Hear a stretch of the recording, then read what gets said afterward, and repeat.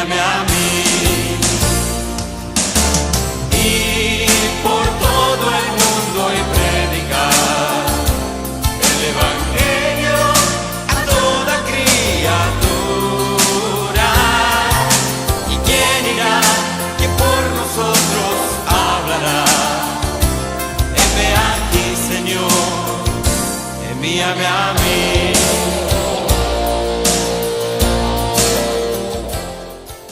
Y el día de hoy nos toca compartir el capítulo 12, la primera parte del capítulo 12 de Hechos. Así que quiero invitarlos a que en este momento podamos leer este pasaje alternativamente, Hechos capítulo 12, versículos del 1 hasta el 11. Dice lo siguiente: En aquel mismo tiempo, el rey Herodes echó mano a algunos de la iglesia para maltratarles. Y viendo que esto había agradado a los judíos, procedió a prender también a Pedro. Eran entonces los días de los panes sin levadura.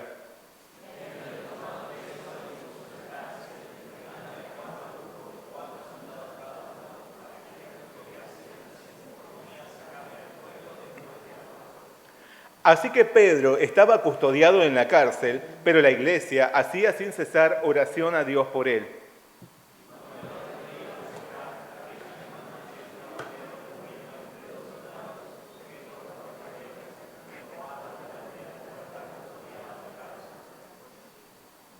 Y he aquí que se presentó un ángel del Señor, y una luz resplandeció en la cárcel, y tocando a Pedro en el costado le despertó, diciendo: «Levántate pronto». Y las cadenas se le cayeron de las manos.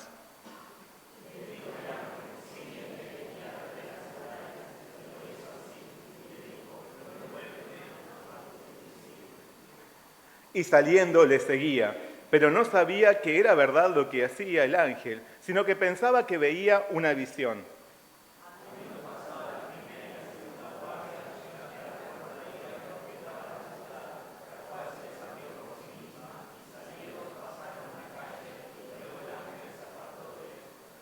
Entonces Pedro, volviendo en sí, dijo: «Ahora entiendo verdaderamente que el Señor ha enviado a su ángel y me ha librado de la mano de Herodes y de todo lo que el pueblo de los judíos esperaba».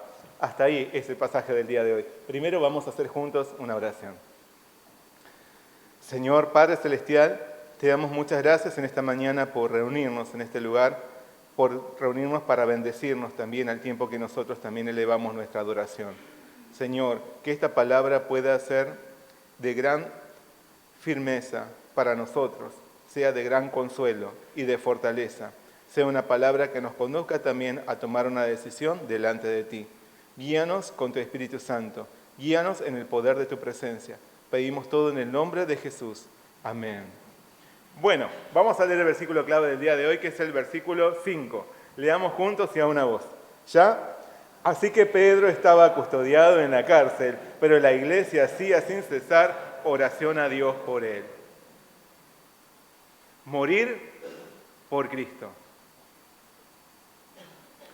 La historia universal nos muestra que han habido muchos que dieron su vida por defender sus convicciones e ideologías.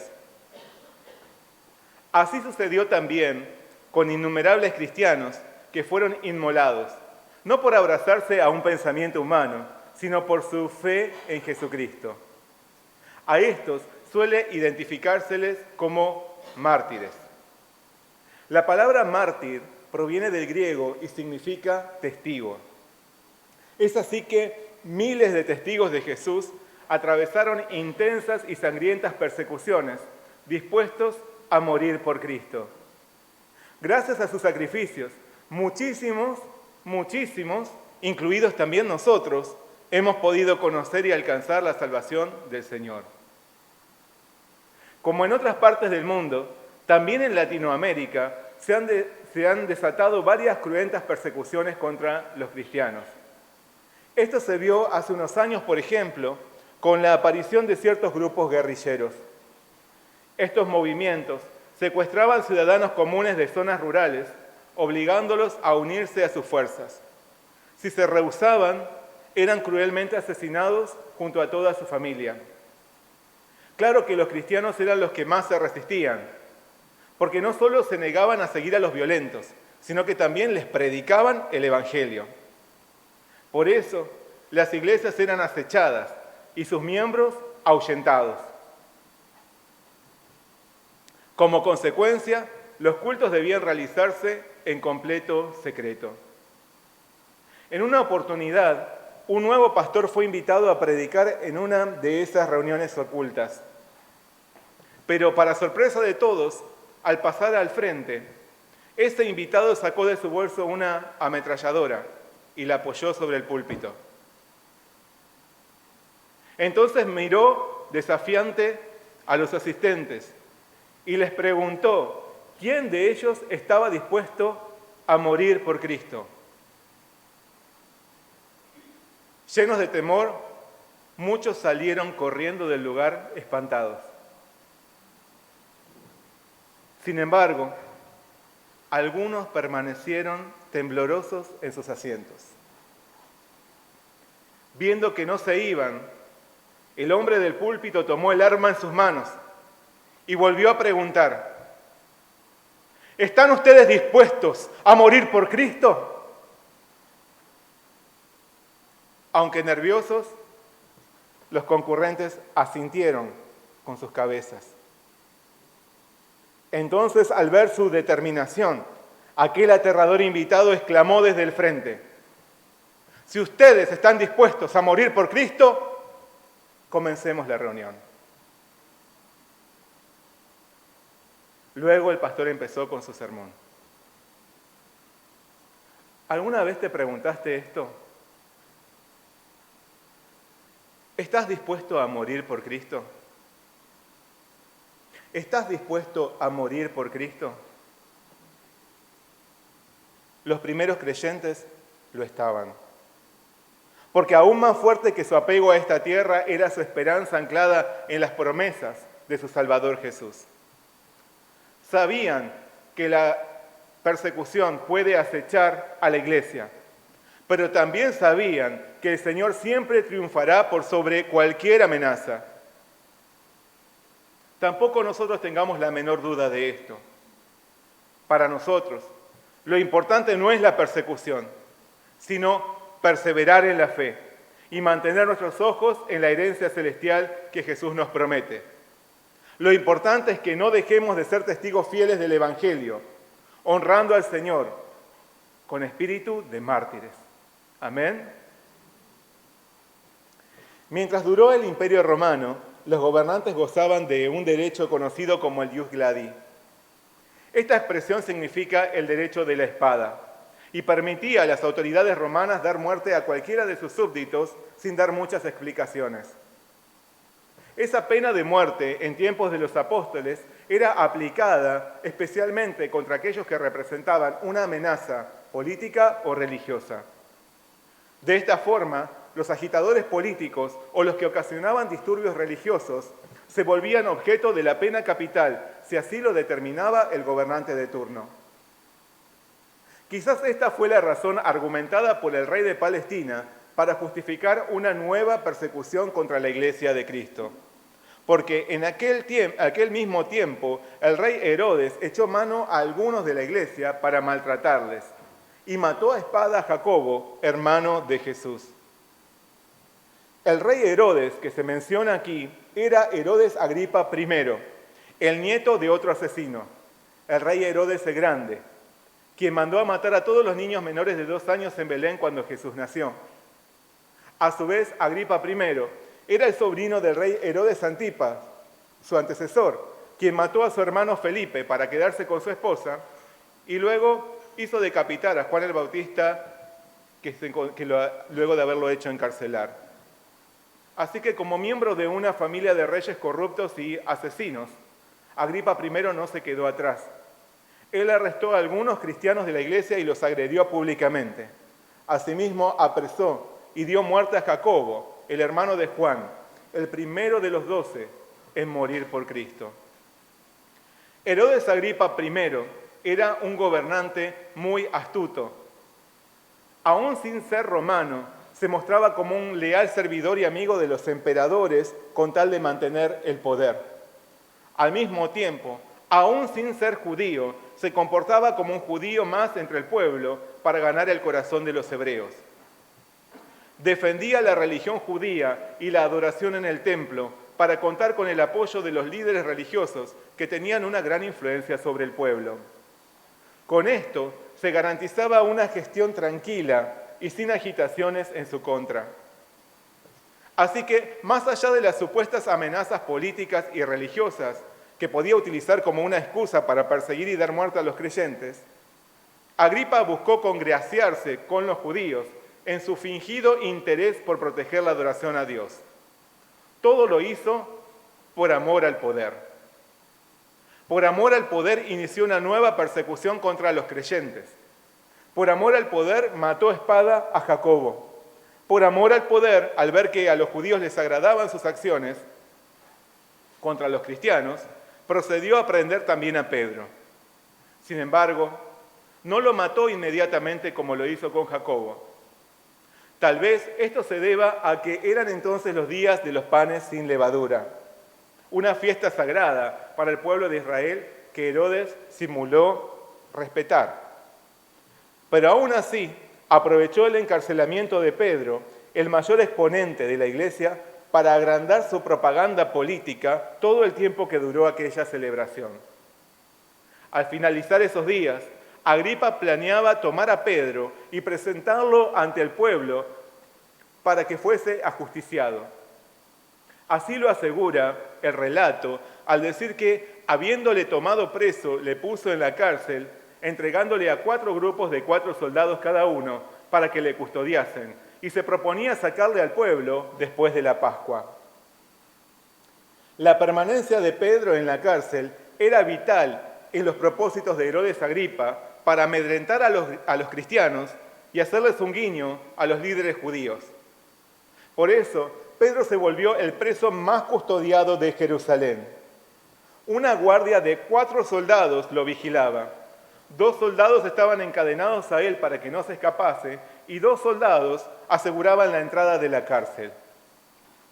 Esta escuadra era relevada por otros 3 grupos que iban turnándose. Así que se designaron 16 soldados para que mantuviesen a un hombre común como Pedro dentro de su celda. La situación de Pedro era humanamente desesperante. Tenía literalmente los días contados. Y no había absolutamente nada que él o la iglesia pudiesen hacer para librarlo de las garras de Agripa. Aún así, los hermanos no se dejaron derrotar por las circunstancias. Frente a la adversidad y las crecientes amenazas, desafiaron la realidad que los desbordaba, dirigiendo sus miradas al Señor. Como nos dice la palabra, Pedro estaba custodiado en la cárcel, pero la iglesia hacía sin cesar oración a Dios por él. La iglesia se unió para orar por su apóstol, que fue injustamente encarcelado. Ellos entendían que en esa batalla de Herodes contra la iglesia, era a Dios mismo a quien ese gobernante estaba provocando.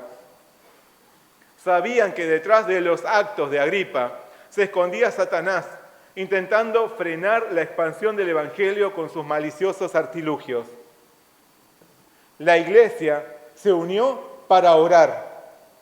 Se unió para orar cuando sus fuerzas llegaron al límite, reconociendo que no existen barreras para Dios, reconociendo que el Señor es el soberano de todo, quien está en control de cada circunstancia, reconociendo que el Señor es todopoderoso y puede cambiar cualquier situación, reconociendo que el Señor es amoroso y defiende a sus hijos y los protege. Por tanto, los hermanos sabían exclamar como David: alzaré mis ojos a los montes. ¿De dónde vendrá mi socorro? Mi socorro viene del Señor, que hizo los cielos y la tierra. La oración era para los miembros de la iglesia una clara manifestación de su fe. Fe en el Dios soberano, fe en el Dios todopoderoso, fe en el Dios fiel y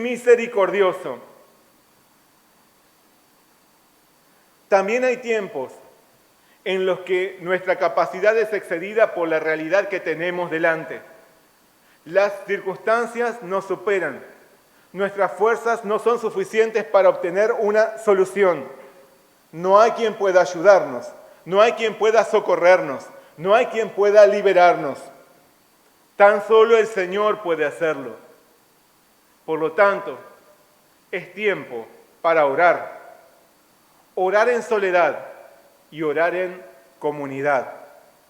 Orar intensamente compartiendo nuestra condición desesperante con nuestros hermanos en la fe.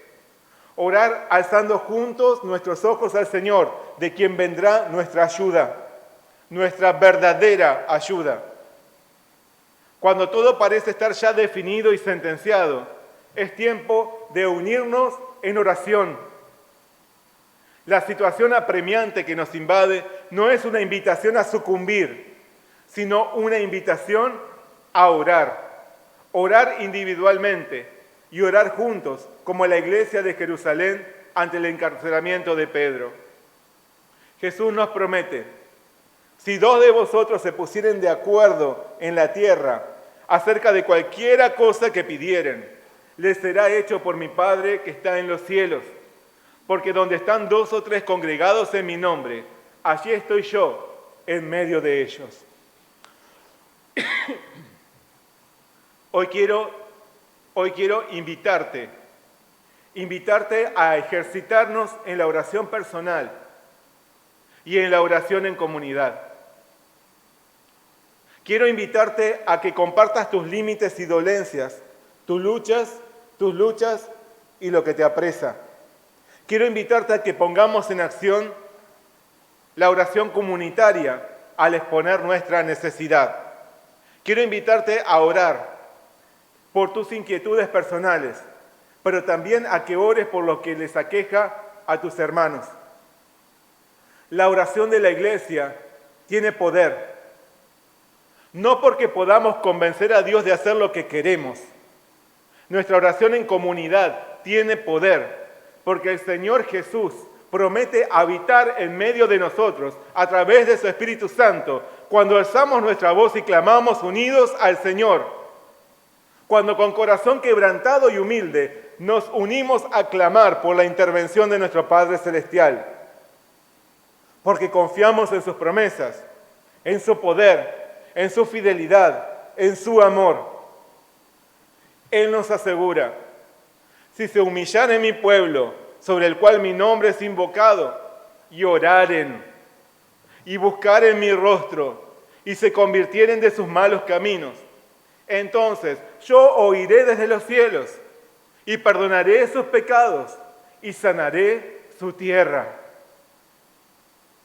Dios está listo a bendecir a su pueblo que se humilla, a su pueblo que invoca su nombre, a su pueblo que clama buscando su socorro, a su pueblo que se arrepiente de todo corazón, a su pueblo que se une para orar. Que no nos gane ninguna imposibilidad. No estamos solos en la lucha. Dios nos ha dado hermanos para que juntos alcemos nuestros ojos y nuestras manos a los cielos y clamemos a aquel que nos dará solución y sanidad. No está todo perdido.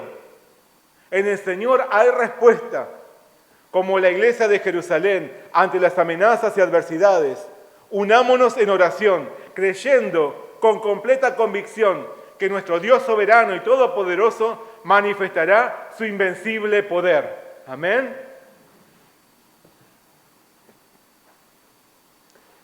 Antes de que Jesús fuese arrestado y llevado a la cruz, el Señor les anticipó a sus discípulos que Él padecería la muerte y ellos lo abandonarían.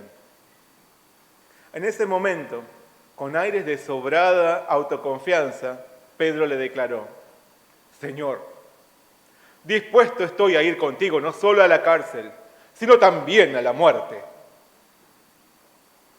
Sin embargo, unas horas después Pedro estaba negando a Jesús no en una, sino en 3 oportunidades. Así que, en el pasado, Simón le había fallado al Señor, pero luego de la resurrección tuvo un encuentro con Él y fue restaurado. Ahora que Jesús había ascendido a los cielos, había llegado la hora de la verdad. ¿Podría sostener Pedro lo que había prometido tiempo atrás y que no pudo cumplir? Pedro ya estaba en la cárcel, enfrentando una ejecución inminente. ¿Podría efectivamente morir por Cristo? Al parecer sí, porque aguardaba pacíficamente su sentencia de muerte durmiendo en su celda entre dos soldados a los que estaba encadenado. Por más que fuese la noche anterior a su presentación ante el pueblo, Pedro guardaba la calma, con los ojos puestos en la eternidad de gloria que se le había prometido. Sin embargo, el Señor no lo había olvidado, no se había olvidado de él. Por eso intervino de forma sobrenatural para librarlo. Su hora de partir de este mundo aún no había llegado. El relato nos dice que entonces se presentó un ángel del Señor y una luz resplandeció en la cárcel, y tocando a Pedro en el costado le despertó diciendo: «Levántate pronto». Y las cadenas se le cayeron de las manos. Luego el ángel le ordenó vestirse, calzarse y abrigarse para después seguirle. Entonces, habiendo pasado la primera y la segunda guardia, llegaron a la puerta de hierro que daba a la ciudad, la cual se les abrió por sí misma, y salidos pasaron una calle y luego el ángel se apartó de él. Dios envió un ángel a rescatar a Pedro, y aunque su luz resplandeció en aquella celda, los soldados que estaban encadenados a él no se percataron. Aunque las cadenas se cayeron de sus manos, los custodios no lo notaron.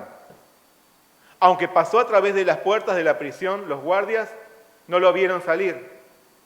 Aunque los fuertes y pesados pórticos de hierro de la cárcel rechinaron al abrirse, nadie se dio cuenta. Ni siquiera el mismísimo Pedro reconoció lo que estaba pasando porque creía estar soñando, viendo alguna maravillosa visión. Recién cuando el ángel desapareció de su vista, Pedro, volviendo en sí, dijo: «Ahora entiendo verdaderamente que el Señor ha enviado a su ángel y me ha librado de la mano de Herodes y de todo lo que el pueblo de los judíos esperaba». Recién cuando se vio libre de su confinamiento, Pedro entendió lo que Dios había hecho por él. Recién entonces reconoció que fue librado de quienes amenazaban su vida, no como resultado de sus propios planes o estrategias, sino por la intervención unilateral, milagrosa e irresistible del Señor. A decir verdad, Pedro había permanecido prácticamente pasivo ante la obra que Dios realizó. Es evidente que él fue un claro objeto del favor del Señor. Pedro no estaba diagramando, planeando su escape como un gran estratega, sino que estaba durmiendo. Él no tenía la fuerza necesaria para romper sus cadenas y derrotar a los guardias en una lucha cuerpo a cuerpo como Sansón. Tampoco estaba pensando en sobornar a los soldados para que lo dejasen libre. Por más que se le hubiese ocurrido esto, él no tenía el dinero para hacerlo. A Pedro, el Señor lo quitó de la prisión por su pura gracia. Fue Dios y únicamente Dios quien lo libró de una segura pena de muerte. Por su inmenso amor, por su incontenible fidelidad, en respuesta a la oración conjunta y unánime de los hermanos de la iglesia. La persecución contra el pueblo de Dios no era una confrontación contra los hombres, sino contra Dios mismo. Herodes estaba desafiando al Señor y su poder, pero Dios no puede ser derrotado. No hay quien pueda oponérsele o detener sus propósitos. Por lo tanto, no hay quien pueda abatir y destruir a su iglesia. No hay adversidades o conflictos, por más grandes que parezcan, que no sean deshechos ante su intervención a favor de sus hijos. Ante el Señor, las cadenas se caen. Ante el Señor, las puertas se abren. En el Señor hay libertad. Él todo lo puede. Él todo lo hace posible. Él siempre triunfa, Él siempre obra a favor de su pueblo, Él siempre obra a favor de sus siervos fieles. Amén. Ahora bien, la pregunta es, ¿somos también nosotros fieles como Pedro? ¿Somos también nosotros siervos fieles como Pedro? ¿Estamos dispuestos a morir por Cristo? ¿Estás dispuesto a morir por Cristo? Aquellos que están listos a padecer y sacrificarse por Él, experimentan su poder, experimentan su obra sobrenatural, experimentan sus maravillosos milagros. Quienes se someten por completo a su voluntad y aguardan en Él paciente y serenamente, aún en medio del mayor apremio, aún atravesando las circunstancias más desesperantes, aún en medio de la angustia y del dolor, quienes se entregan y esperan en Él, resultarán vencedores, no por sus propias fuerzas, no por su capacidad, no por su elocuencia, sino por el favor del Señor. El Padre Celestial los sorprenderá con su abundante providencia, porque Él nunca abandona, nunca olvida, nunca se aparta de sus amados hijos. Por lo tanto, podemos estar seguros que las cadenas que hoy nos oprimen y condenan también caerán. Amén. Se harán trizas, se desharán como frágiles hilachas, se romperán como el cristal por la gloriosa acción de nuestro Salvador. También las puertas más blindadas se abrirán ante nosotros. No resistirán la voz del Señor. No habrá cerrojos que las mantengan aseguradas. Las cadenas se rompen, las puertas se abren ante quienes esperan solo en el Dios soberano y todopoderoso, ante quienes manifiestan su fe en el Señor, orando sin cesar e intensamente, aun cuando las condiciones sean las más terribles y parezcan empeorar. Las cadenas se rompen y las puertas se abren ante quienes están dispuestos a entregar su vida para la gloria del Señor. Amén. Tal como Pedro en prisión, mantengamos nuestros ojos en la promesa eterna que nos aguarda en los cielos y no en este mundo.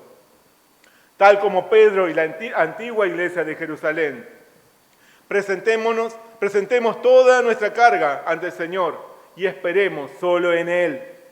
Unámonos en oración incesante y continua para experimentar la intervención milagrosa de nuestro amoroso Dios. Cristo nos dio ejemplo de entrega y de la victoria que viene después del sacrificio. Él se dio apaciblemente a sí mismo confiando en el Padre Celestial y murió sobre una cruz para salvarnos. Finalmente, Dios lo levantó vencedor del sepulcro y hoy reina y vive para siempre. Porque sin cruz no hay corona. ¿Y vos? ¿Estás dispuesto a morir por Cristo? Amén. Oremos juntos. Señor, Padre Celestial, te damos muchas gracias en esta mañana por darnos tu palabra. Gracias, Señor, por hacernos objeto de tu maravilloso, poderoso, de tu inigualable favor. Gracias porque tú estás siempre a nuestro lado, más allá de cualquier circunstancia que pueda estar oprimiéndonos. Señor, tú eres el Dios todopoderoso, el Dios soberano, que no abandona jamás a sus siervos fieles, que no abandona a sus hijos. Tú eres el Dios capaz de romper cualquier cadena y de abrir cualquier puerta para hacer libres a tus hijos y para que puedan seguir trabajando en la expansión de tu evangelio. Así lo hiciste con Pedro, así también prometes hacerlo entre nosotros. Hoy, como tu iglesia, aprendemos a unirnos en oración, en comunidad, no solo orando por nuestras propias necesidades, sino también sabiendo pedir por las necesidades de nuestros hermanos, confiando plenamente en que de ti vendrá la respuesta. Nuestro socorro viene únicamente de ti. Tú eres el Dios creador de todas las cosas, tú eres el soberano de todo, y tú responderás a nuestro favor, porque nos amas. Señor, bendice a nuestra iglesia, bendice a tu iglesia, y que nosotros podamos seguir trabajando para expandir tu evangelio. Rompe cualquier cadena, abre las puertas y ayúdanos a salir libres para seguir trabajando por tu gloria. Te pedimos todo en el nombre de nuestro Señor Jesucristo. Amén. Envíame a mí.